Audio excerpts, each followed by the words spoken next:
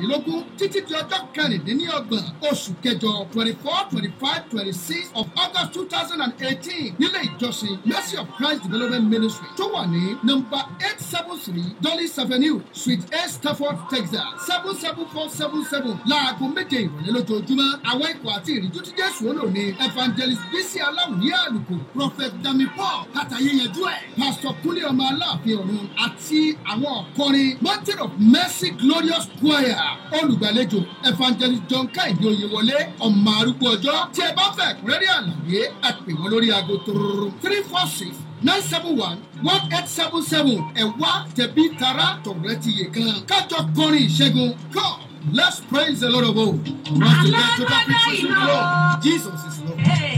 Ọ̀rọ̀ gọ̀dígọ̀ Olúwarun òkè ẹ̀yà tuntun fìyìn fún Ọlọ́run àánú, Ọlọ́run ìjìnlẹ̀. Ìjọ Mercy of Christ Development Ministry, Mountain of Mercy, Orí Òkè Àánú, present 3 days power pack revival. Team, praise the Lord of all. Ìsọjí ọlọ́jọ́ mẹ́ta pẹ̀lú ìyìn. God dwell in the praises of his people. A fẹ́ fi orin ìyìn ní ọwọ́ tó gbé ayé ró. A fẹ́ pe ọ̀run sọ̀kalẹ̀ pẹ̀lú orin ìyìn. Yìn Olúwa àwọn ọmọ ogun la pàkórí ẹ̀. Wá wo bí ìdí tí ń já pàtìpàtì láti pàṣẹ orin ìyìn. Orin ìyìn ni Jèhóṣáfátì fi ṣẹ́gun àwọn orílẹ̀-èdè. Ìwọ náà máa bọ̀ wá kọrin ìṣẹ́gun pẹ̀lú ìgbàgbọ́ ní ọjọ́ kẹrìnlélógún títí di ọjọ́ kẹrìndínlọ́gbọ̀n oṣù kẹjọ 24, 25, 26 of August 2018 nílé ìjọsìn Mercy of Christ Development Ministry tó wà ní nọ́mbà 873 Dulles Avenue Suite A Stafford Texas 77477 láago méje ìrọ̀lẹ́ lójoojúmọ́. Àwọn ikọ̀ àti ìrìjú tí Jésù ó lò ní Evangelist Bisi Aláwìyé Àlùkò, Prophet Dami Paul Kàtàyéyẹjú ẹ̀, Pastor Kúnlé ọmọ Aláàfin Ọ̀run àti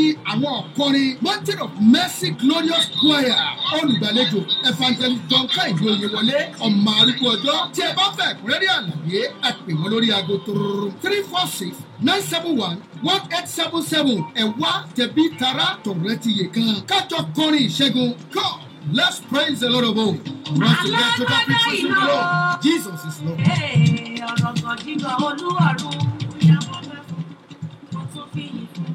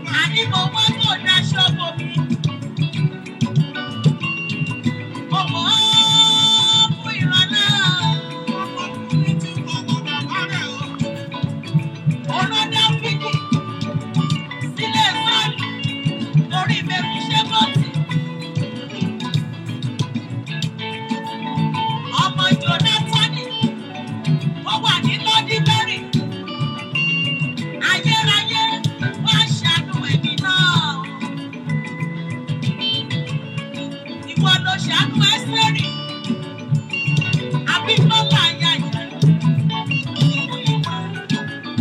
Ṣíjú àánú wo mi o, kíkà rere kó nínú bíbá. Ẹni tó bá ràn mí lọ́wọ́, bó bá rí ìkọ̀yọ̀ bẹ́ẹ̀ náà ni aláàánú tèmi àti tiyín ti gbogbo wa pátá nílé lóko lọ́nà òdò lórúkọ Jésù. Aláàánú wa ò ní rí wa sá o. Bẹ́ẹ̀ lágbára Elédùmarè aláàánú wa kò ní ṣe kíni, kò ní kẹ̀yìn sí wa lágbára Elédùmarè. Bẹ́ẹ̀ ni mo kí yín nílé lóko, mo kí yín gbogbo ọkàn tí ń darapọ̀ mọ́ wa lórí ètò tòní Kristẹni Ìgbàanì. Mo kí yín o, mo ní ẹ káàbọ̀ sórí ètò yìí. Kristẹni Ìgbàanì náà ní ibi tí a ti máa ń gbọ́ ọ̀rọ̀ ìjìnlẹ̀ Olúwa ní gbogbo ọjọ́ Wednesday, ìrírí ayé àti bẹ́ẹ̀ bẹ́ẹ̀ lọ. Ṣùgbọ́n lónìí àwọn mọ́mì mi àti dáàdì mi ni mo gbé wá fún gbogbo ẹ̀yin aráalé, ẹ̀yin tí ẹ ti rí wọn ti pẹ́, ẹ̀yin aláyànfẹ́ àwọn mọ́mì mi Bísí Aláwìyé àti dáàdì mi Igwe One. Bẹ́ẹ̀ ni àwọn náà lè ń wò live and direct ní Houston, Texas níbí ní Josibi Radio wa tó wà ní Houston, Texas, American Bay náà ni ẹ ti ń rí wọn yìí. Mo kí gbogbo wa pátápátá, ẹ̀yin tẹ́ wà lórílẹ̀-èdè wa Nàìjíríà, mo kí yín, mo ní ẹ kú ìrọ̀lẹ́ àbí ẹ kú àṣálẹ́ la dẹ̀ máa kí yín báyìí. Ẹ kú alẹ́ ń bẹ̀ yẹn, ẹ kú ìrọ̀lẹ́ náà ní gbogbo ẹ̀ náà là ń kí yín papọ̀. Ẹ̀yin tẹ́ wà ní UK à ń kí yín o pé ẹ kú ìrọ̀lẹ́. Ẹ̀yin ará Canada, ẹ̀yin New York, gbogbo ẹ̀yin ará Maryland, ẹ̀yin Dallas, gbogbo yín pátá náà ni mo ń kí lórí ètò yìí pé ẹ káàbọ̀ sórí ètò yín, ètò wa Kristẹni Ìgbàanì pẹ̀lú our mommy and daddy, Doctor and Evangelist Bísí Aláwìyé Àlùkò. Àwọn náà ni agbéwá sórí afẹ́fẹ́ lónìí. Ṣùgbọ́n kí n tó fún wọn láàyè kẹ́yìn ará ilé kẹ́ tó gbóhùn wọn, orin wọn yẹn náà ni mo fẹ́ ká tún fi wọlé, kẹ́ tó gbádùn orin yẹn díẹ̀ sí. À lọ sórí òkè ńsìn tàbá torí òkè dé nígbà yẹn ẹ wá máa gbóhùn ẹnu mọ́mì àti dáàdì. Mo mọ̀ tún mo fare mọ́ra, mo wá bá àlàáfíà mo fare mọ́ra, mo wá jùlọ wẹ̀, mo ní mo fare mọ́ra, olóore mi tètè dé, áńgẹ́lì mi tètè bọ̀, ó yẹ kó o wá jíṣẹ́ ayọ̀, ayé wà nínú ilé mi, yé gbàjọdé olóore, gbàjọdé olóore, èyí tó ṣe ìrìn àdúgbò, gbàjọdé olóore. Olóore kan. Ìtànṣe ìrìn àjò tó tàjọdé olóore. Àjọdé olóore. Olóore mi ni. Olóore mi láàríwá. Olóore mi ní làwọn. Olóore mi ní wọ̀ọ́. Àyè ńlá wà nínú ilé mi. Ó yá ìfìrè wá mi.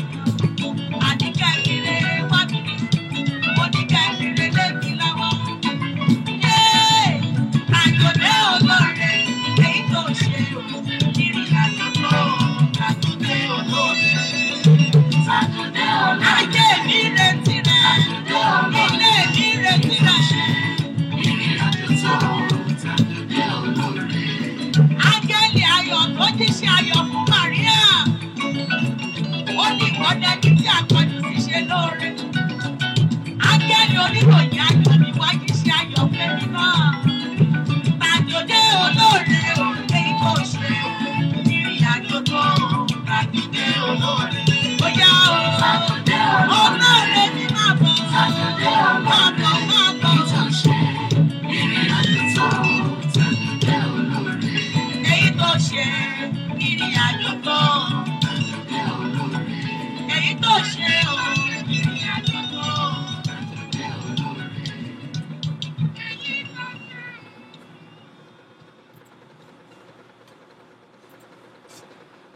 Ó yá fọpẹ́ fún, kó tún fìyìn fún Ọlọ́run àánú, ọlọ́run ìjìnlẹ̀. ìjọ Mercy of Christ Development Ministry Mountain of Mercy orí òkè àánú present 3 days power pack revival team praise the Lord of hosts. ìsọjí ọlọ́jọ́ mẹ́ta pẹ̀lú ìyìn. God dwell in the praises of his people. a fẹ́ fi orin ìyìn mi ọwọ́ tó gbé ayé ró. a fẹ́ pe ọ̀run sọ̀kalẹ̀ pẹ̀lú orin ìyìn. yin olúwa àwọn ọmọ ogun la pàkórí ẹ̀. wá wo bí ìdè tí ń já pàtìpàtì láti pàṣẹ orin ìyìn. orin ìyìn ni Jehoṣáfátì fi ṣẹ́gun àwọn orílẹ̀-èdè. ìwọ náà máa bọ̀ wá kọrin ìṣẹ́gun pẹ̀lú ìgbàgbọ́ ní ọjọ́ kẹrìnlélógún títí di ọjọ́ kẹrìndínlọ́gbọ̀n oṣù kẹjọ 24, 25, 26 of August 2018 nílé ìjọsìn Mercy of Christ Development Ministry tó wà ní number 873 Dulles Avenue Suite A Stafford Texas 77477 láago méje ìrọ̀lẹ́ lójoojúmọ́. àwọn ikọ̀ àti ìríjú tí Jésù ó lò ní Evangelist Bisi Aláwìyé Àlùkò Prophet Dami Paul Kàtàyéyanjú ẹ̀ Pastor Kúnlé ọmọ Aláàfin ọ̀run àti àwọn ọ̀kọrin Mountain of Mercy Glorious Choir olùgbàlejò Evangelist John Kẹ́hìndé Oyèwọlé. tí ẹ bá fẹ́ ẹ̀kúnrẹ́rẹ́ àlàyé ẹ pè wọ́n lórí aago 346-971-1877 ẹ wá tẹ̀bí tara tọ̀rẹ́ ti yè kan kájọ kọrin ìṣẹ́gun. Come, let's praise the Lord of hosts. Jesus is Lord. ọ̀rọ̀ gọ̀jígọ̀ olúwọ̀run.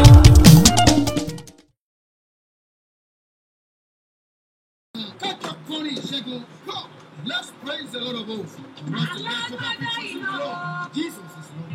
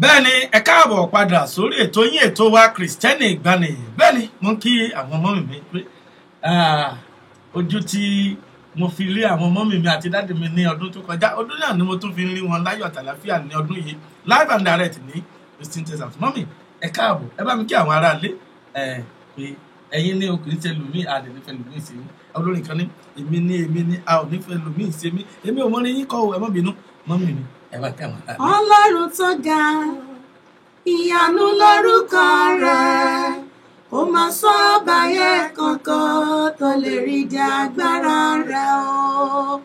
ọlọ́run tó ga ìyanu ẹ máa sọ báyé kankan tó lè rí di agbára rẹ̀ o.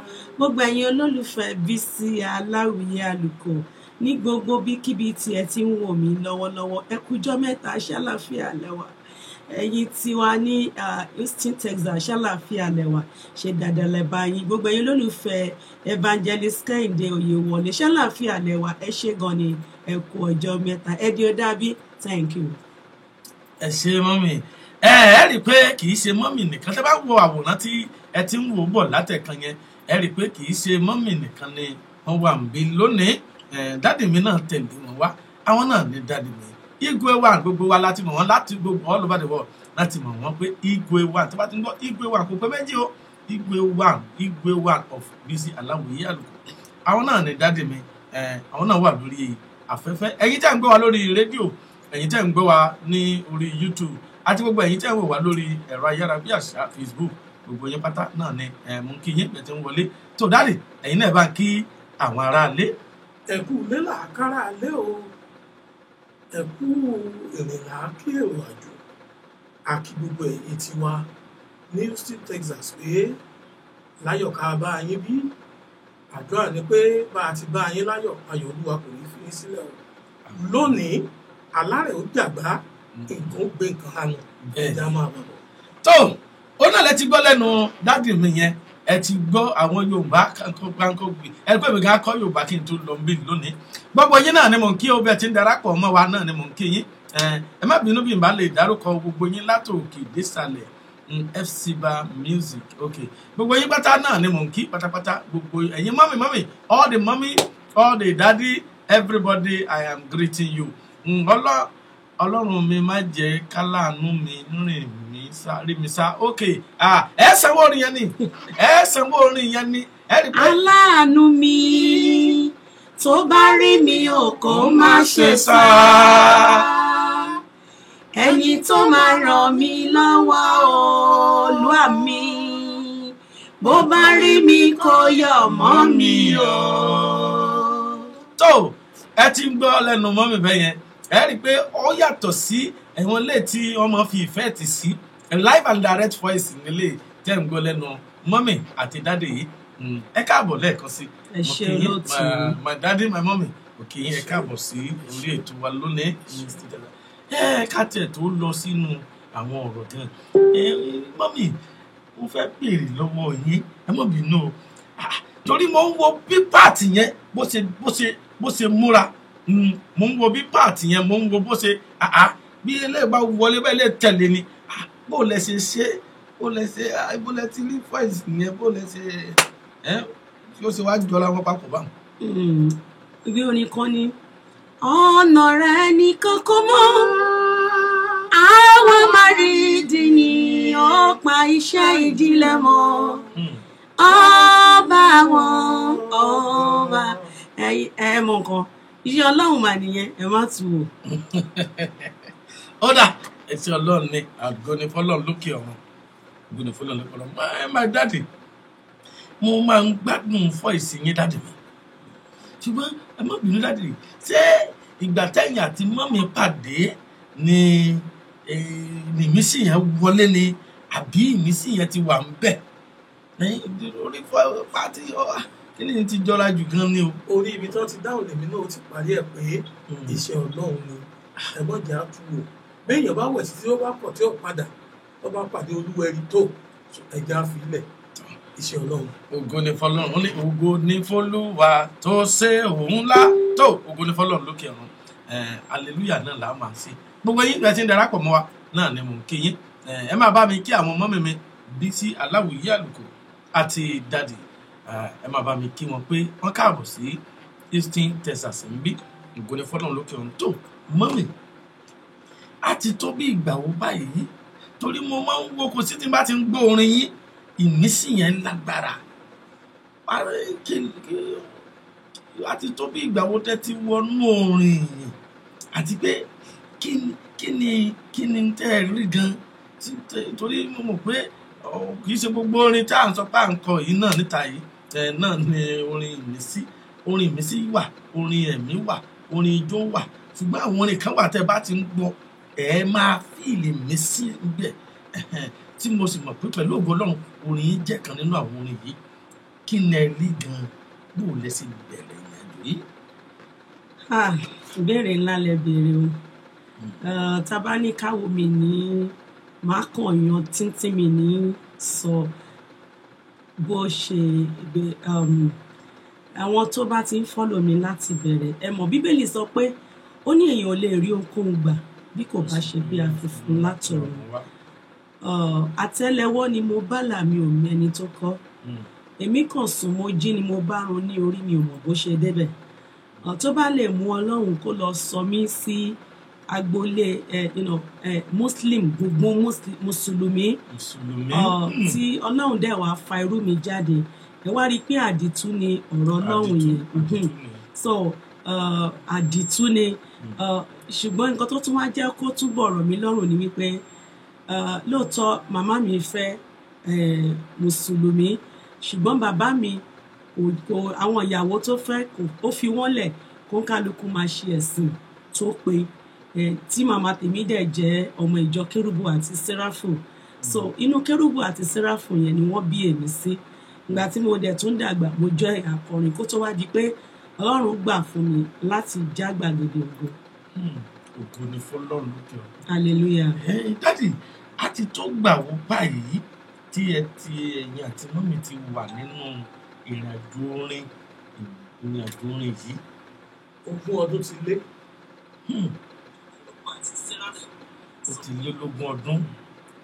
Ògo ni fọ́lọ́run lókè ọ̀run. Tó mọ́mì nínú orin yìí torí mo mọ̀ wípé Bíbélì pé nínú ayé a ó rí ìpọ́njú ṣùgbọ́n ká tújú ká Tóun ti tó ti ṣẹ́gun ayé. yes.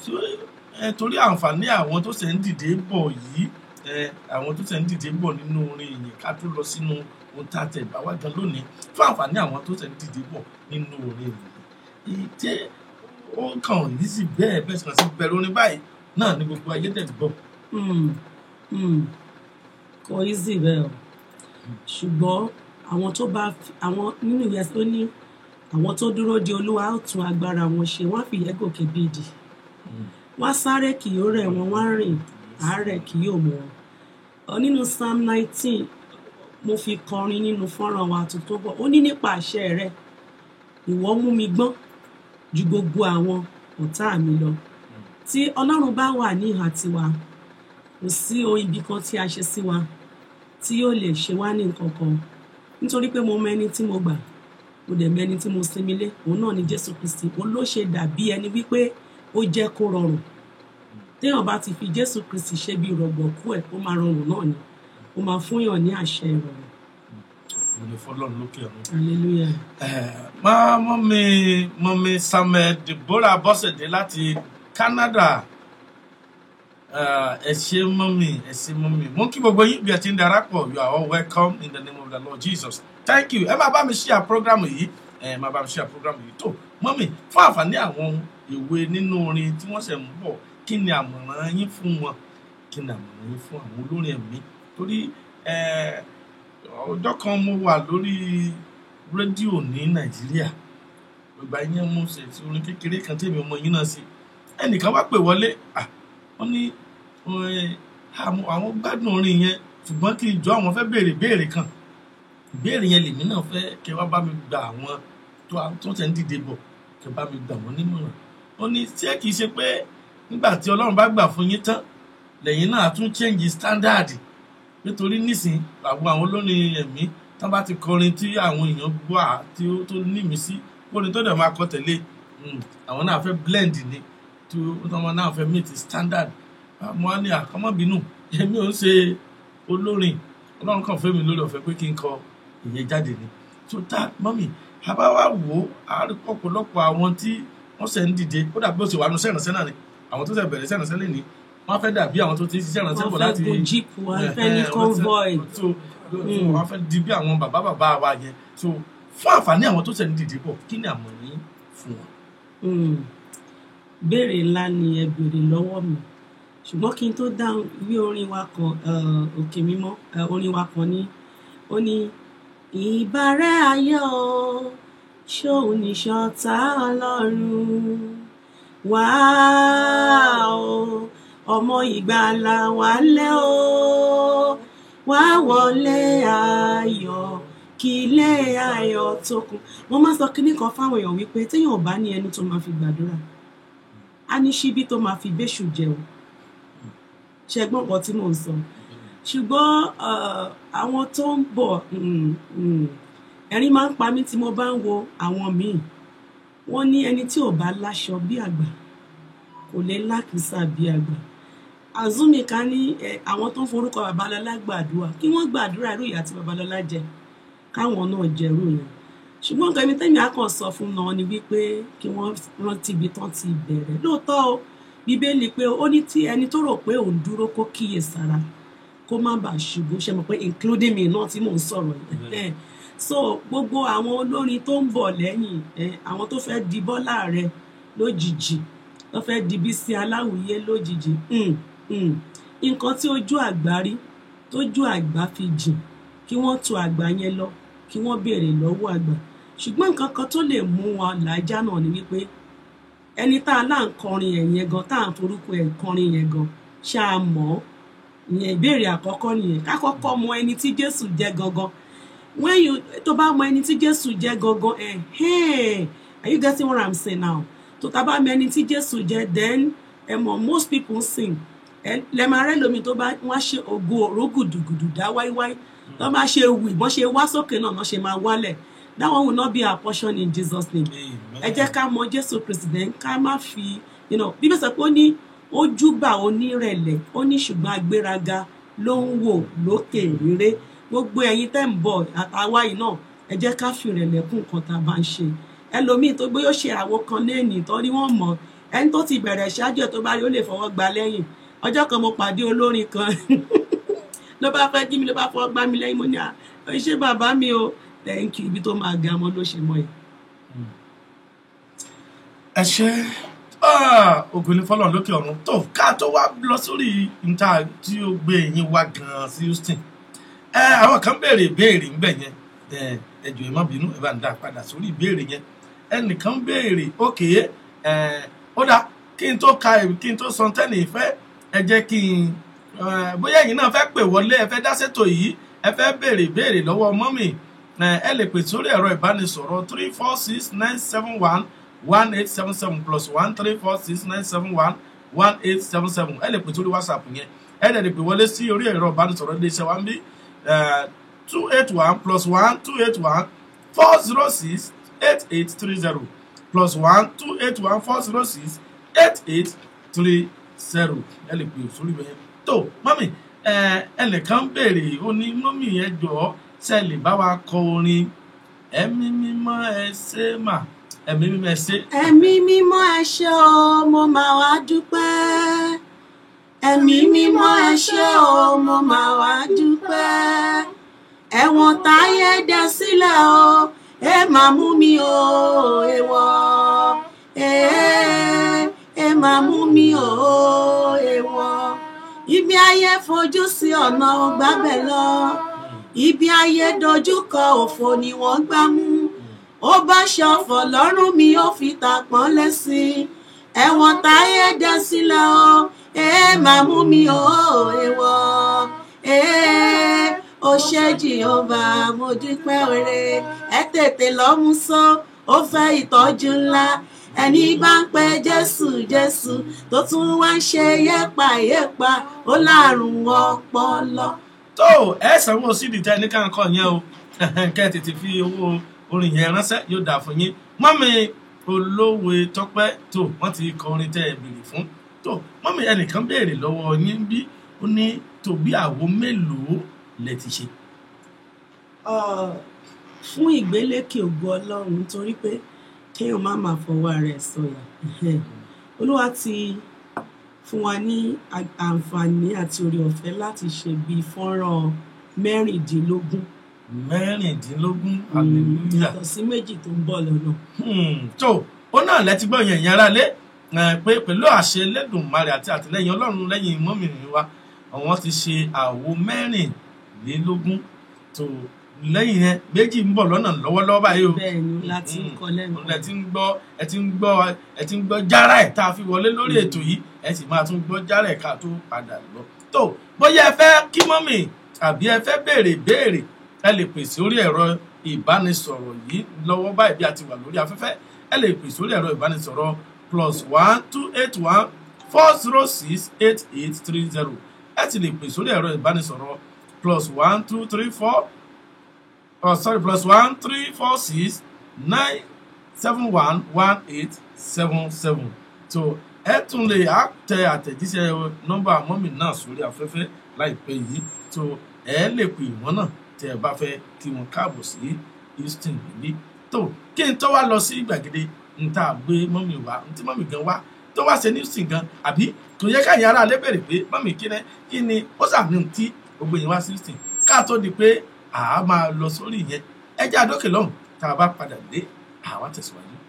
ó yá fọpẹ́ fún kó tún fìyìn fún Ọlọ́run àánú ọlọ́run ìjìnlẹ̀. ìjọ Mercy of Christ Development Ministry Mountain of Mercy orí òkè àánú present 3 days power pack revival team praise the Lord of hosts ìsọjí ọlọ́jọ́ mẹ́ta pẹ̀lú ìyìn God dwell in the praises of his people. a fẹ́ fi orin ìyìn mi ọwọ́ tó gbé ayé ró a fẹ́ pe ọ̀run sọ̀kalẹ̀ pẹ̀lú orin ìyìn yìn olúwa àwọn ọmọ ogun la pàkórí ẹ̀ wá wo bí ìdè tí ń já pàtìpàtì láti pàṣẹ orin ìyìn. orin ìyìn ni Jèhóṣáfátì fi ṣẹ́gun àwọn orílẹ̀-èdè. ìwọ náà máa bọ̀ wá kọrin ìṣẹ́gun pẹ̀lú ìgbàgbọ́ ní ọjọ́ kẹrìnlélógún títí di ọjọ́ kẹrìndínlọ́gbọ̀n oṣù kẹjọ 24, 25, 26 of August 2018 nílé ìjọsìn Mercy of Christ Development Ministry tó wà ní number 873 Dulles Avenue Suite A Stafford Texas 77477 láago méje ìrọ̀lẹ́ lójoojúmọ́. àwọn ikọ̀ àti ìríjú tí Jésù ó lò ní Evangelist Bisi Aláwìyé Àlùkò Prophet Dami Paul Kàtàyéyanjú ẹ̀ Pastor Kúnlé ọmọ Aláàfin ọ̀run àti àwọn ọ̀kọrin Mountain of Mercy Glorious Choir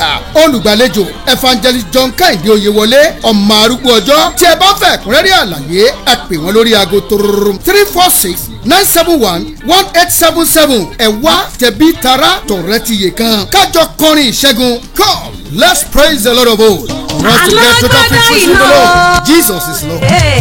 ọ̀rọ̀ gọ̀jígọ̀ olúwọ̀run. ẹ wá tẹ̀bí tara tọ̀rẹ́ ti yè kan kájọ kọrin ìṣẹ́gun. come let's praise the Lord of hosts. Jesus is Lord. ọ̀rọ̀ gọ̀jígọ̀ olúwọ̀run.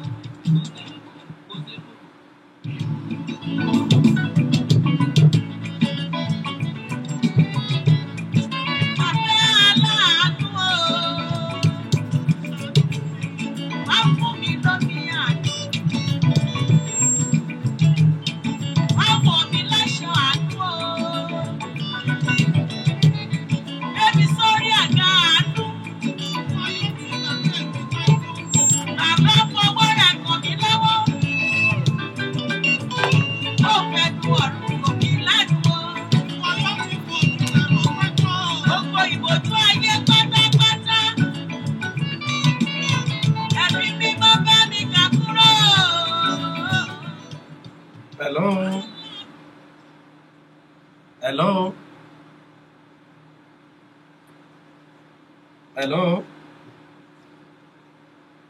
Ẹ káàbọ̀ sórí ètò wa o. Hello. Ó dàbí pé ènìyàn máa padà pè wọlé. Hello. Hello, a ti ń gbọ́ yín díẹ̀díẹ̀ báyìí.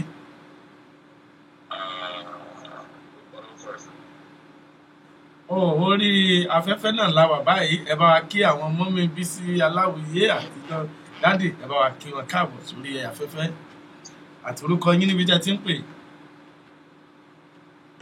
Olùgbètè o, wọ́n á pè padà wọlé. Tó ẹ bá ń gbé sókè lọ́nà.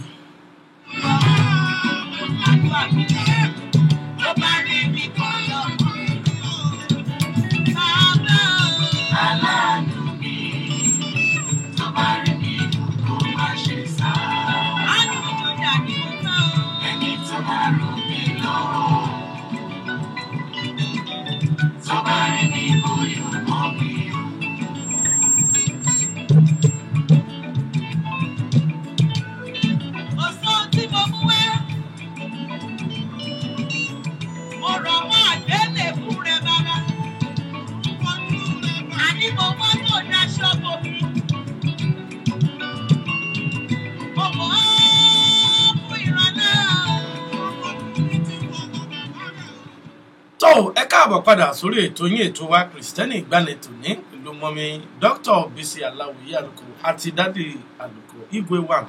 Tó ẹnìkan béèrè pé mọ́mí ìgbà wo ni àwo tuntun yìí máa jáde, ìgbà wo ni àwo tuntun yìí máa jáde, ìgbà wo ni ká máa fojú sí láti ẹ̀dọ́ orin yìí.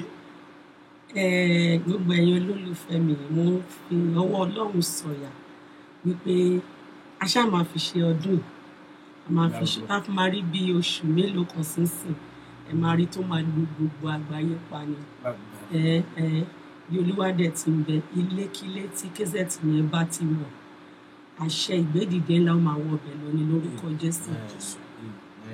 Tó àmì ńlá ṣe Elédùmarè àṣẹ Elédùmarè. Tó mọ́mì ó dà kí ni àwọn èèyàn tó ń wò wá lórí afẹ́fẹ́ báyìí mọ̀ pé ní ó sà ní tí mọ́mì wá sí ní Houston. ìgbà tẹ́ẹ̀tì ẹ̀dẹ̀ wá bí mí náà nǹkan. pé kí n ló gbé yín dé Houston gan. ẹ ṣé jàre ẹ̀yin olólùfẹ́ Bísí Àlùkò thank you.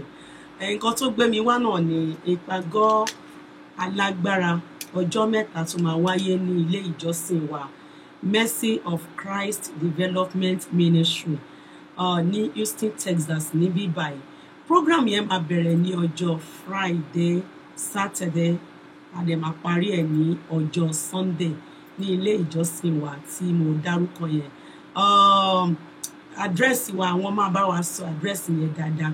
Ṣùgbọ́n nǹkan tẹ́mi kan mọ̀ tó gbé mi kúrò ní ìlú New York gbé mi dé Houston lẹ́nìí àtẹ̀mí àtọkọ mi ni pé torí program yìí gangan òun la ṣe wá sí ìlú yìí pé ní ọjọ́ mẹ́ta yẹn máa fi yin Ọlọ́run ni. Mi ò mọ nǹkan tó ń là kọjá. You know, I used to tell you pé mi ò dẹ̀ fẹ́ mọ̀ nítorí pé láti Genesis the Revelation kò sí impossibility nínú dictionary Ọlọ́run. And I used to tell you nígbà tí àdúrà bá fail nígbà mi try ìyìn wò ìyìn ò tiẹ̀ lè fail. And I used to tell people whenever you praise God is going to raise you. Torí program yìí la ṣe wá tàbí àkọlé ẹ̀ ní praise the Lord of hosts. Ẹ̀yin Olúwa Ọlọ́run àwọn ọmọ ogun, am I right? Yes. Ní Mercy for Christ Development Ministry ní ìlú Houston, Texas níbí báyìí. A dẹ̀ máa bẹ̀rẹ̀ ní ọjọ́ títí Thursday ní ọ̀la.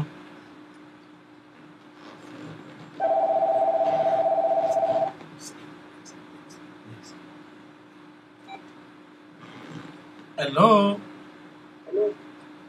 Ẹ káàbọ̀ sórí ètò yín ètò wa. Kí lorúkọ yín, ibo lẹ ti ń pè? Oh, Mọ́mí Deborah láti Canada. Ẹ káàbọ̀ mà. Tó ẹ bá wa bá àwọn mọ́mí wa sọ̀rọ̀. Àwọn náà gbọ́ yín báyìí. Ẹ ṣé gan ni ma, thank you ma. Ṣàlàáfíà lẹ wà, ṣé dáadáa la bá yín o. Ẹ ṣé ma.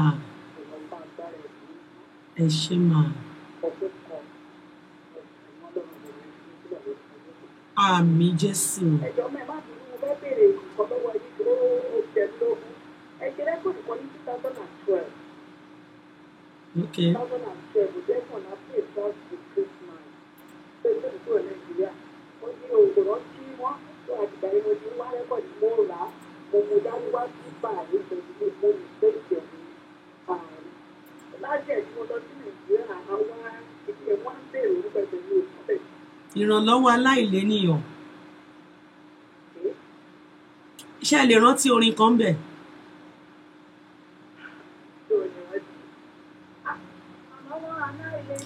Ìrètí aláìlénìyàn, Ọlọ́run gbà mí mo dé. Ìgbẹ́kẹ̀lé aláìlẹ́nìkankan, ọ̀rọ̀ mi dọ̀wọ́ rẹ o. Ìrànlọ́wọ́ aláìlénìyàn ni. Láti kọ ìrọ̀lẹ́ ayé la wà, àbí? Oh, ìwà àròjọ èmi àárò tèmi níbodè ìwà o. Ẹ ronú ẹ pìwàdà o, ìrọ̀lẹ́ ayé la wà. Ìrànlọ́wọ́ aláìlénìyàn ni. Ẹ ṣé mà. Àmín Jésù. Àmín. Àmín o Jésù Kristi. Àmín lórúkọ Jésù. Àmín lórúkọ Jésù. Yes. Àwọn ọmọ tó bá wà lábẹ́ yín náà kọ́ máa wo ìfẹ́ ìṣe láti máa tẹ́jú ìṣẹ̀lẹ̀. Lóòótọ́ ẹ lè má sí di lórí bí àwọn ọmọdé ìjà ṣùgbọ́n ẹ̀yin olùṣàkóso ìwọ̀n ayé kan lè ń wò. I can see you and see Mama Bola and I appreciate Olùwàdé. God bless you. Thank you. Ẹ ṣé mà. Ẹ ṣé mọ́mí. Kí wọ́n gbọ́ yín o. Dúró gẹ́gẹ́ bí ìjọlọ́kùnrin láti dúró fún lẹ́yìn ikú òní gbà wọ́n lọ́wọ́ yín lórí Àmín Jésù. Ẹ ṣé mọ́. ọjọ́ lórí yín ìṣòro iṣẹ́ wọn lórúkọ Jésù. Amen. Méjì ẹ̀ ó lura ní lórí ìtọ́jú alẹ́ lórúkọ Jésù.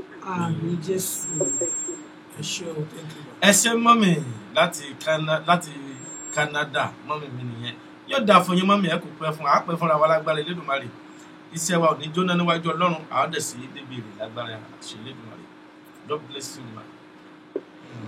tó ìwọ náà lè pè wọlé ẹ lè pè wọlé láti kí àwọn mọ́mì àbí ẹni tẹ́ fẹ́ béèrè ẹ̀yin náà lè pè wọlé àbí bóyá bó ṣe wà nísìnyí bó lẹ ti fẹ́ rí sídi wọn gbogbo ẹ̀ tẹ́ bá fẹ́ pè wọ́n ẹ pè wọ́n àbí wá fẹ́ bá mọ́mì sọ̀rọ̀ directly lórí ẹ̀rọ ìbánisọ̀rọ̀ mọ́mì gangan ìwọ tó bá ní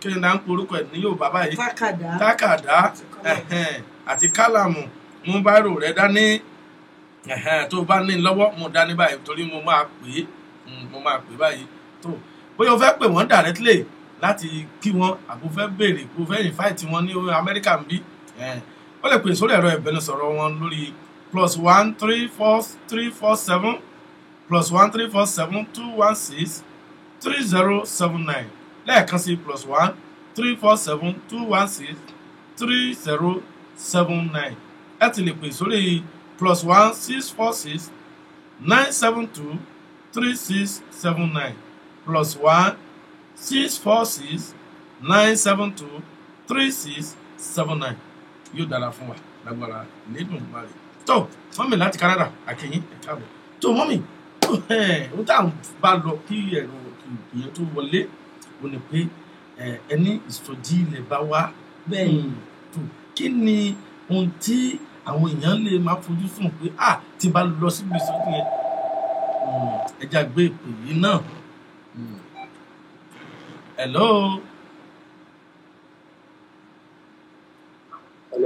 Hello, ẹ káàbọ̀ sórí ètò yín o ẹ bá wa dárúkọ yín ibi tí a ti ń pè. Orúkọ tèmi ni Ọlágúnjú Tèmítọ́pẹ́. Ọlágúnjú Tèmítọ́pẹ́ láti bó lẹ ti pè sà. Láti lórí New York ni. Ok, ẹ káàbọ̀ sá o ẹ káàbọ̀ sórí ètò wa ẹ bá wa kí àwọn mọ́mì mi àti dádì àti ní tí ẹ bá fẹ́ béèrè lọ́wọ́ wọn wọ́n ń gbọ́ yín báyìí. Hello, ọmọ ẹ̀ka sọ máa wọ̀ á fẹ́ béèrè pé ìgbà wo lẹ ń padà bọ̀ ní New York ni máa. Wọn ò tí ì ṣe tán o ó dàbọ̀ ẹ ṣe ẹ̀yin ará New York ẹ ṣe tó bá ti ṣe pé ẹ fẹ́ béèrè ìgbà tó ń padà dé ni wọ́n wà lọ́dọ̀ ọmọ wọn for now ẹ gba permission lọ́dọ̀ ọmọ yóò dáa fún yín ẹ gba permission lọ́dọ̀ ọmọ tọmọ bá ti wá sọ pé àwọn yọ̀ǹda dádì àti mọ́mì wọn ìgbà yẹn lẹ́tì lè máa sọ yẹn yóò dáa fún yín lágbára ìlú mọ́ tó nọ́mì ọ̀pọ̀lọpọ̀ náà pé ibi program tí mọ́mì wá fún yìí kí ni ẹlòmíì so many people in this city they are depressed they are discouraged because of a lot of atrocity many of the ministers here have committed many of us have misbehaved ṣùgbọ́n irú pàdé yìí kí ni ó lè jẹ́ bí nǹkan tó lè bá pàdé tí ó sì pé àwọn òkú táwọn bá lọ kí ni bó ló sì máa rí gan àti ń lo àwọn ìpàdé míì náà kílẹ̀ ní ilé iṣẹ́ ẹ̀sùn fún mi.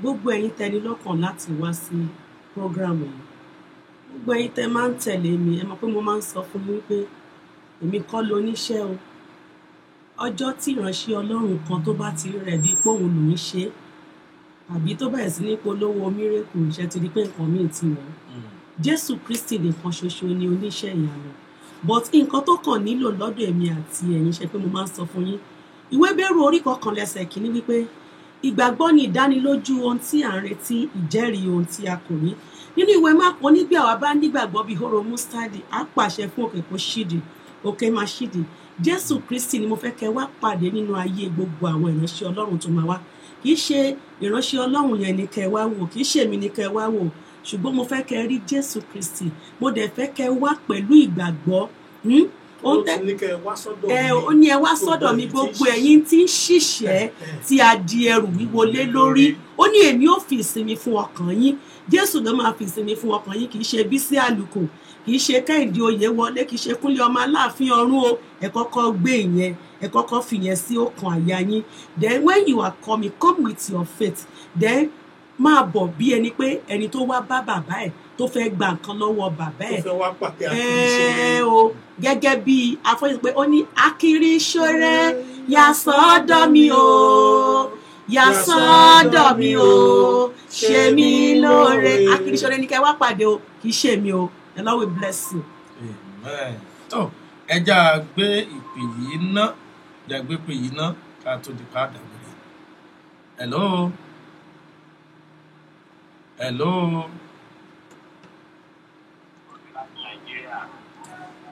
dárúkọ oh Mr. Dr. Ayọ̀délé Tèmítọ́pẹ́ ẹ̀kọ́ ọjọ́ mẹ́ta láti Nàìjíríà. God bless you. Ẹ bá mi kí àwọn ọmọ mi lórí ètò ọ̀bí ẹ̀dẹ̀ ní ìbéèrè tẹ́fẹ́ bí ìlú. Ẹ ṣé gan. Ẹ ṣé gan ni iṣẹ́ àlàáfíà lẹ́wà. Olúwa ṣeun. Ẹ ṣé gan ni. Ẹ ṣé gan ni. Àmín. Okay. Ó dáa. Okay. Àmín Jésù.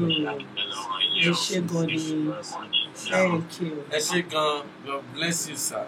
tó kó tó di pé àmọ̀ dágbére mọ́mì orin tẹ́ ẹ kọ tẹ́yìn àti dáàdì kan sì tí mọ́mì mi Deborah Abọ́sẹ̀dé ìrọ̀lẹ́ ayé yẹn ibẹ̀ là á parí ẹ̀sìn ká tó wọn lọ lórí ètò yìí gẹ́gẹ́ bí àkọlé ètò yìí kìrìsìtẹ́nì ìgbàanì tó ẹ bá mi kọrin yẹn bí ìṣẹ́jú kan àwa béèrè àmọ́ mi ìdápadà ògo mi ẹ̀yà ẹ pè wọlé báyìí mọ́mí ìdápadà ògo mi ẹ pè wọlé báyìí kẹ́ ẹ̀yà bá wọn sọ̀rọ̀ bóyá dẹ̀ ra tíkẹ́ẹ̀tì kan tètè débí lọ́la ni tó mọ́mí náà retí yín tó mọ́mí ẹ bá mi ẹ̀yà àti dájú bá mi kọrin yẹn mo wá fẹ́ béèrè kan.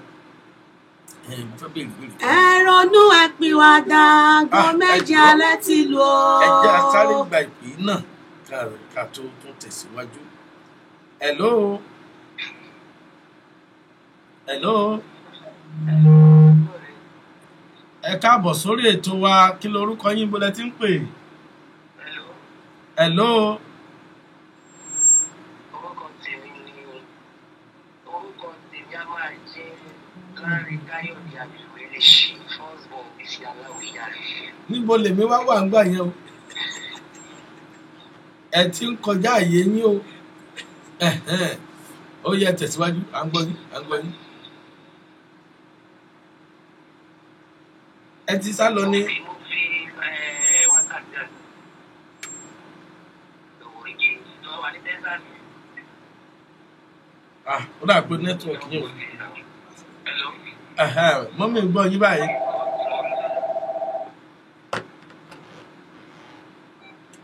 Hello. Hello ma. Ẹ káàsán. Ẹ káàsán máa ń pọ́n níṣẹ́ náà yé mi mà. Bẹ́ẹ̀ ni mà. Níbo lẹ ti ń pè? Ọmọ ológun Esther Davis ló ń kiri láti Minnesota dé. Oh, my mommy, ṣàlàáfíà lẹ́wà mà. Ọmọ àdúpẹ́ máa ẹ kúṣẹ́ olúwa o. Ẹ ṣé gan ni mà, ó ti yẹ yín mà o. Wọ́n máa gbára dọ̀tún o. Àmín Jésù. Kọ̀mí ròyìn ọyún kò ní í gbẹ o. Àmín. Bá wa kí àwọn dáàdì dáadáa pé Okay, ma. evangelist káìdé ìlú wọlé o. Okay mà. Tí wàá máa wà pẹ̀lú yín máa. Àmín Jésù. Ìṣẹ́ mà. Ẹ ṣé Ẹ gan ṣé ni mà. gan mọ́mí. Yes, ma. Ó dá ọkàn. Tó mọ́mí ẹ bá ń kọrin yẹn ká tó mọ̀ lọ lórí ètò yìí. Ẹ ronú àpìwàdà aago méje alẹ́ ti lù ó. Ẹ ronú àpìwàdà o, ìrọ̀lẹ́ ayé là wà. Ìwà rojọ́ ò máa rọ tèmi níbodè ìwà o. Ẹ ronú àpìwàdà o, ìrọ̀lẹ́ ayé là wà o. Gbogbo ẹ̀dá ayé ẹ wá gbóhùn lẹ́nu mi. Adébísí Àlùkò mo fẹ́ forin ṣe kìlọ̀ ìwà. Ìwé Bẹ́rù orí 9 ẹsẹ̀ 17 o. Níwọ̀n bá ti fi lélẹ̀ fún gbogbo ènìyàn láti kú lẹ́ẹ̀kan ṣoṣo. Ṣùgbọ́n lẹ́yìn èyí ni o ìdájọ́ ló kù o. Àbó ti gbàgbé pẹ́ni tó bá ṣẹ́gun ni yóò gbadé iye o. Ohun aláìmọ̀kan kò ní lè wọ́bẹ̀ o. Kí wá lè rí ẹni tó jèrè ayé tó sọ ẹ̀mí rẹ̀ nù o. ìwà rojọ́ èmi àárò tèmi níbodè ìwà o ẹ ronú ẹ pìwàdà o ìrọ̀lẹ́ ayé là wà. Ẹ ṣé mọ́mì tó ibẹ̀ náà ni mo ti fẹ́ béèrè ohun tí mo fẹ́ béèrè lọ́wọ́ ẹ̀yin àti dádì ká tó máa lọ lórí ètò yìí kí ni ẹ fẹ́ sọ nípa ipò tí kìrìsìtẹ́nì òde òní wà nínú oníṣẹ́ ẹ̀kọ́ yìí náà ni mo ti mọ̀ pé ká ronú ká pìwàdà ìrọ̀lẹ́ ayé la wò oríṣiríṣi náà ti ń rí nísìnyí àwọn kìrìsìtẹ́nì àtijọ́ tí wọ́n pè ní kìrìsìtẹ́nì nínú iṣẹ́ àwọn àpọ́stù orí 11 ní Áńtíókù ìgbé ayé àwọn kìrìsìtẹ́nì tí ẹ̀yin mọ́mì mi dáyé gbọ́njú bá àti àwa kìrìsìtẹ́nì òde òní ṣé kí lẹ rọ́ṣà ní tẹ́ rí tẹ ó ní tẹ́mi Ọlọ́run fi hàn yín kórìn tó wáyé. Ẹ ṣé olóòtú nǹkan tí mo rí ni wípé nígbà tá a máa kọrin tá a bá ní pé ká wò ó sìn àwọn kèfèrí gan kọ́ ni kékeré ni tiwọn nínú kéèsì tó wà lẹ̀. Hello. Hello. Hello.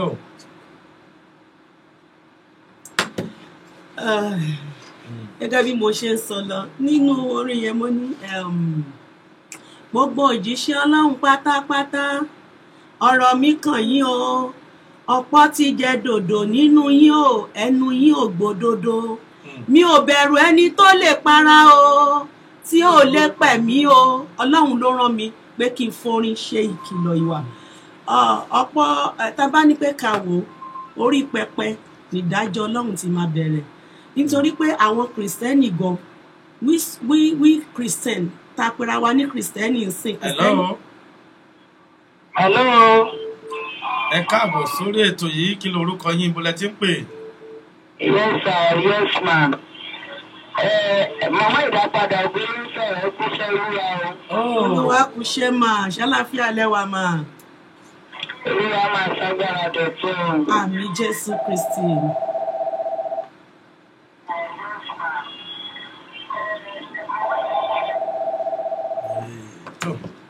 Ìpè ń wọlé léra náà ni. Hello. Yes ma'am. Hello. Our records show that you have not updated your business. Tó ẹ má bínú ẹ̀yin tẹ́ ń pè mọ́mí à ń gbọ́ yín àwọn aráalé ń gbọ́ yín. Mo sọ mo ní pé mo máa sọ fáwọn èèyàn mo ní kò yọ olórin ilẹ̀ àti olórin o àti àwọn pásítọ̀ o kì í ṣe pé kò sí pásítọ̀ gidi wọ́n wà o ṣùgbọ́n tá a bá ní pé ká kó 100 sílẹ̀ orí pẹpẹ Ọlọ́run máa tò wọ́n ní ẹyọ kọ̀ọ̀kan báyìí ni àti gbogbo àwọn olórin pẹ̀lú kẹsẹ̀tì ọtí ṣó kálukú wá kó kẹsẹ̀tì ẹ̀dá níbi eléyìí Ọlọ́run á máa bi wọ́n pé ṣé bí mo ṣe rán yín nìyẹn ẹ máa rẹ́ lómi tó bẹ́tẹ́ bá fẹ́ pè sí revival á ní àwọn èèyàn mélòó ló ń bọ̀ bẹ́ẹ̀ nǹkan tí ń bá rí ń bẹ̀ 50-50 ni o àbí 70-30 ṣé bọ́lọ́run tó ṣe fi rán wa nìyẹn ẹ̀wọ̀n kálukú ló máa dúró rojọ́ nítẹ́ ìdájọ́ tèmi ṣáà ní wípé Bíbélì sọ pé ẹni tó ń ṣòdodo kó máa ṣe nìṣó èrè ẹ̀ ń bọ̀ àwọn tó bá dẹ̀rọ̀ pé àwọn dúró náà kọ́ kíyè sára kọ́ má bàa ṣubú àwọn tó dẹ̀ ti ṣubú àdúrà wa ni pé kọ́lọ́run aláàánú jọ gbogbo wọn dìde. Àmín tó ká tó máa lọ kí dádì náà tó kí àwọn aráalé kí òmìn tó kí aráalé. Hello. Ẹ kúrọ̀lẹ́ o. Ẹ kúrọ̀lẹ́ ìbílẹ̀ tí ń pè kí lorúkọ yín. Láàrin alèrí lè ṣe ló ń sọ̀rọ̀ láti ìlú Èkó. Mo kí atukọ̀ bá mi Oyèwọlé lágbára Ọlọ́run prógámù tẹ́ fẹ́ ṣe ìyanu máa ṣẹlẹ̀ ńbẹ̀. Amen. Adẹ̀ tún kí máa mi pàtàkì àtọkọ wọn bàbá Táyọ̀ Àlùkò ìyá mi Ìjẹ̀ṣà àjèrè mọ́lẹ́ni àtẹ̀ẹ̀ká ọmọ ẹlẹ́ni ẹ̀wẹ̀lẹ̀ eré àti wọ́n fọ̀gẹ̀dẹ̀ ṣe lálẹ́ ìgbésẹ̀ yẹn lẹ́gbẹ́ ọmọ ògidì gbé gbogbo mo dì kankan lójú ogun mo wà lọ sí máa mẹ. Thank you. Ẹ la mà akọ́níkà kí yín ni gbogbo ẹ̀yà ara ilé tẹ̀ ń gbọ́ mi lọ́wọ́lọ́wọ́ yìí ebi fẹ́ sọ nǹkan nípa màmá Bísí Aláwìyé Àlùkò ṣe rí bó ṣe wà yẹn ìyá ni ìyá Bísí Aláwìyé Àlùkò kò sọ̀rọ̀ tẹnu àbí torí owó o ṣe rí tí olórin bá ń kọrin àwọn àtàjẹ́ ọmọ kéékèèké pé aláǹkọrin yìí ṣọ́ọ̀bù. wọ́n ní àkùkọ gàgàrà kan ò kì í fẹ́ kí ìkejì ó kọ. Máàmi Bísí Aláwìyé Àlùkò yàtọ̀. Mo fi àsìkò yìí gbàdúrà fún yín wípé ẹ̀mí yín á gùn mà. Àmín. ẹ ṣé gan-an. Mo fẹ́ ìkọ́ lára yín púpọ̀ gan-an. Màá kọ orin yìí kan. Bóyá bíi mẹ́ta. Láti ààyè nílé ìgbà orin mẹ́ta yẹn. Ayé máa gba méjì ṣọ́ọ̀tì la máa kọ́. Bó ti ń kó kòkó ṣútó. Ìmọ́lẹ̀ àtàn. Ojú òní pọ́n ṣì ó máma la ọ̀la ó máa dá. Ayé láti àmọ́, ayé láti àmọ́, ayé láti àmọ́. Ẹni ọ̀run ayé bẹ́ẹ̀ ni. Ẹ̀mí mímọ́ àmọ́ pé wá. Ọba òkè àyìnlọ́ o, balógun ọkọ̀ gbogbo ìgbà. Bye. Thank you. God bless you. Ó ti tó yẹn náà tó kọ yẹn tó ó tó. Máàmi oyè wọlé. I love you, mommy. Àti Dàdífáyọ̀ Àlùkò. Love you too. Nílá máa yọ. Amen. Àwa náà wà ń fẹ́ sàtì báyà máa tó yọjú sí ilé pé ní ẹlẹ́kọ̀ọ́. Ó ti dáa fún gbogbo ẹ̀yin ará ilé tẹ̀ ń gbọ́ mi tẹ̀ ń wò wá. Ojú jẹ́ fẹ́rẹ́ wa kò ní fọ́ bẹ́ẹ̀ ní ti yín òní dílé òní lé yín ọ̀nà nínú ẹ̀yìn arúgbó òní sí ẹnikẹ́ni nínú wa. Ẹ̀yin tí ẹ tẹ̀dé láti fi iṣẹ́ mú kí yín, mo lè kú iṣẹ́ ní ẹ̀yin tẹ̀sẹ̀ ń lọ bí iṣẹ́ mú kí yín o. Mo ní pé iṣẹ́ ò ní ṣẹ́ mọ́ yín lọ́wọ́ o, ẹ ò ní forí sọ́gi. Bẹ́ẹ̀ ẹ ò ní ṣàgbákò, ìka ènìyàn ò ní bá yín pàdé níbi iṣẹ́, ẹ ò dẹ̀ ní rógun àkóbá agbára Elédùmarè. Tó gbogbo ẹ̀yin tẹ́ ti fẹ́ sùn lórílẹ̀-èdè tẹ́ wà, ọwọ́ agbára Ọlọ́run yóò mọ̀ darapọ̀ mọ́ gbogbo wa láti Elédùmarè. Kí mọ́mí ò tó wá ṣàdúrà fún gbogbo wa àti dádì ẹjẹ́ àgbà ìpè kẹ́yìn náà ó dà pé àwọn ará Texas ò fẹ́ kí mọ́mí ń lọ lénìí. Hello.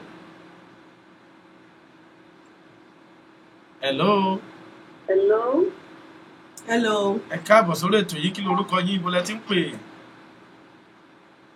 Olúwa tó sùn láti New York ni o. Ṣàlàáfíà lẹ́wà. Àlàáfíà làwà wá ní ká gbóhùn yín ni o. Ẹ ṣé gan ni o. Àwọn dáàdì wa ń máa gbọ́ wọn yín sókè o. Àmín Jésù. Ẹ ní ṣìṣe lórúkọ Jésù. Àmín Jésù Kristi. Ẹ ṣé gan ni o. The Lord will bless you. We will go places. Thank you. God bless you. Love you. Thank you. Ma. Ó dàbọ̀ ma. Thank you. Tó kó tó di pa àdàgbòde lẹ́yìn orí òkè yìí ẹ̀jẹ̀ àdókè lọ́dún náà tá a bá dé àwọn àmọ̀ àdàgbòde. Ó yá fọpẹ́ fún kó tún fìyìn fún Ọlọ́run àánú Ọlọ́run ìjìnlẹ̀. Ìjọ Mercy of Christ Development Ministry Mountain of Mercy Orí Òkè Àánú present 3 days power pack revival team praise the Lord of hosts. Ìsọjí ọlọ́jọ́ mẹ́ta pẹ̀lú ìyìn. God dwell in the praises of his people. A fẹ́ fi orin ìyìn mi ọwọ́ tó gbé ayé ró. A fẹ́ pe ọ̀run sọ̀kalẹ̀ pẹ̀lú orin ìyìn. Yìn Olúwa àwọn ọmọ ogun la pàkórí ẹ̀.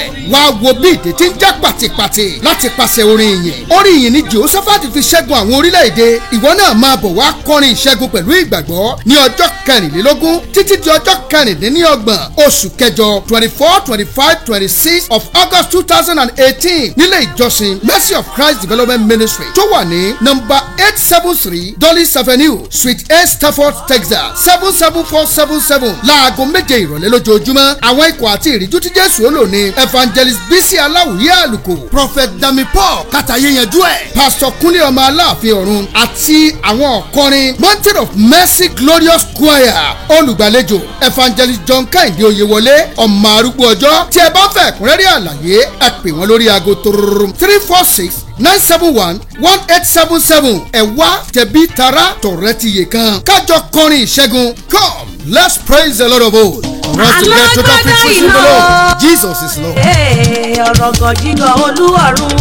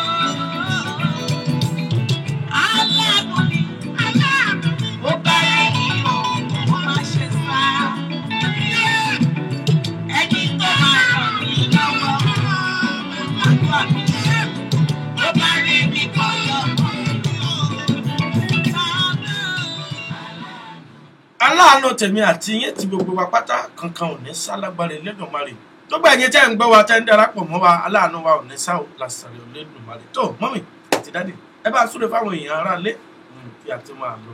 Orin tí à ń gbọ́ yẹn ni mo máa fi gbàdúrà fún wọn. 2 Samuel chapter 9 Bíbélì sọ wípé ó ní Dáfídì ó ní ṣéyàn kan kò sí ilé Sọ́ọ̀lù kí èmi kí ó lè ṣoore Ọlọ́run fún nítorí Jónátánì bàbá rẹ̀. Ẹ gbọ́ ohùn Olúwa ní ẹnu mi. Gbogbo ẹ̀yin tí ẹ wo prógráàmù yìí tẹ́ dẹ̀ gbọ́ prógráàmù yìí ní gbogbo ibi tẹ́ ti ń gbọ́ pátápátá. Áńgẹ́lì tọ́lọ́run tó rán sí gbogbo wa fún ìgbédìde ńlá tí ìran ògo tó fi máa yá èmi àti ẹ̀yin tí ìrìn ògo tó fi máa yá èmi àti ẹ̀yin áńgẹ́lì yẹn ká lọ pàdé ẹ̀ lórúkọ Jésù. Àjọ̀dé olóore o àjọ̀dé olóore èyí tó ṣe nírìn àjò tó àjọ̀dé olóore èyí tó ṣe nírìn àjò tó àjọ̀dé olóore alẹ́ yìí tó ṣe nírìn àjò tó àjọ̀dé olóore bí Olúwa ti ń bẹ tí ẹ̀mí ẹ̀ wà áńgẹ́lì oníròyìn ayọ̀ tẹ́mi àti yín nílò fún ìgbédìde ńlá ká lọ pàdé ẹ̀ lórúkọ Jésù bẹ́ẹ̀ ni kó rí o orúkọ Jésù ṣèdìdí ẹ̀ Jésù Kristi náà Olúwa wa. Exodus 14:13 wípé àwọn Egypt tí ẹ̀yin rí lónìí ìlú lẹ́yìn kì yóò rí wọn mọ́.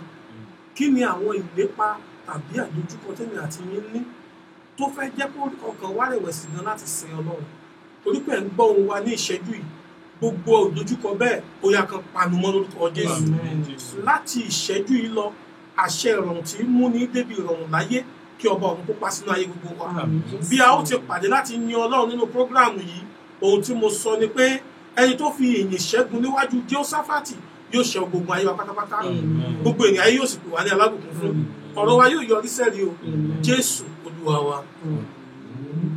tó bẹ́ẹ̀ náà ni a ó mọ̀ fi èyí dágbére fún gbogbo ẹ̀yin ará lé lágbára Elédùmarè ojú yín ò ní fọ́ etí yín ò ní di láṣẹ Ọlọ́run ló bá dé ọjọ́ mẹ́jọ àwọn tó pàdé pẹ̀lú ayé àtàlàfíà lẹ́mọ́gbàgbé ìpàdé ọlọ́jọ́ mẹ́ta ti ìyìn ẹ̀yin ọba ẹ̀yin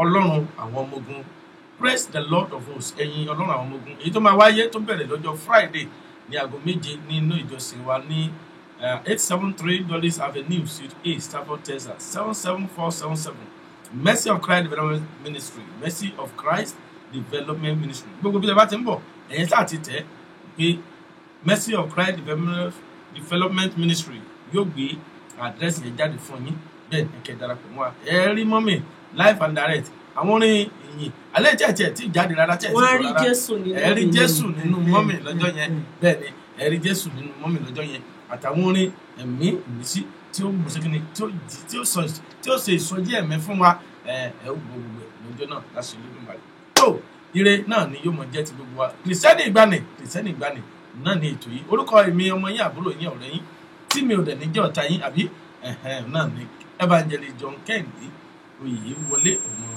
arúgbó ọjọ́. God bless you mightily and greatly in the mighty name. Àjọ̀dé olóore o àjọ̀dé olóore èyí tó ṣe nírìn àjò tó àjọ̀dé olóore. Thank you, love you, bye bye.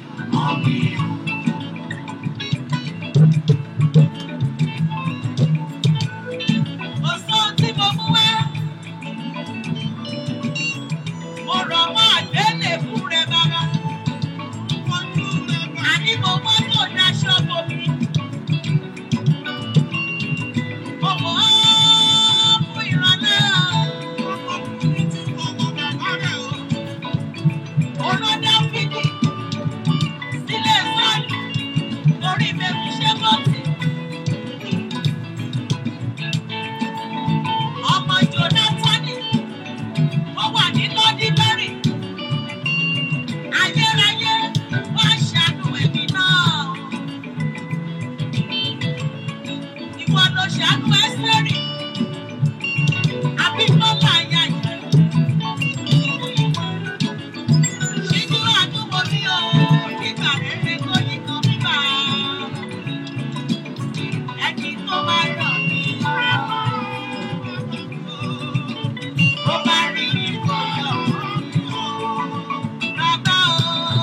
aláàánú mi tó bá rí mi kó má ṣe sá.